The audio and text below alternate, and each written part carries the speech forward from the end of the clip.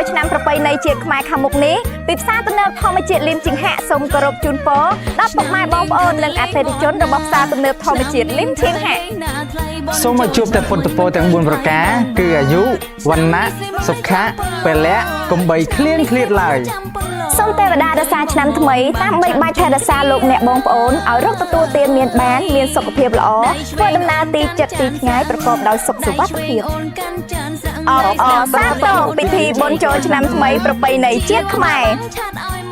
សារទំនើបធម្មជាតិលីមជីងហាក់មានទំនិញជាង 20000 មុខសម្រាប់បំពេញតម្រូវការអតិថិជនទាំងអស់គ្នានិងមានទំនិញកំពុងបញ្ចុះតម្លៃចាប់ពី 15% រហូតដល់ 50% និងមានទំនិញទិញមួយថែមមួយជាច្រើនមុខទៀតទំនិញមានច្រើនប្រភេទដូចជាអាហារកកអាហារស្ងួតគ្រឿងទេសគ្រឿងសម្អាងភេសជ្ជៈស្រាក្រហមគ្រឿងអេឡិចត្រូនិកសម្ភារៈផ្ទះបាយសម្ភារៈសិក្សានិងទំនិញជាច្រើនផ្សេងទៀតមិនត្រឹមតែប៉ុណ្ណោះផ្សារទំនើបធម្មជាតិលីមជីងហាក់ក៏មានផ្គត់ផ្គង់បន្លែផ្លែឈើត្រីសាច់ធម្មជាតិសុវត្ថិភាពនិងសេរីរាង្គដែលដាំដុះដោយប្រជាកសិករខ្មែរ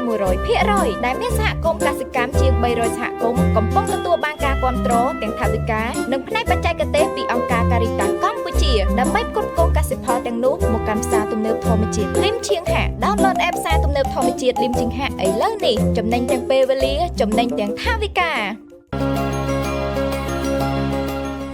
ផ្សារទំនើបធម្មជាតិលីមឈៀងហាក់សុវត្ថិភាពសុខភាពប្រជាជនកម្ពុជា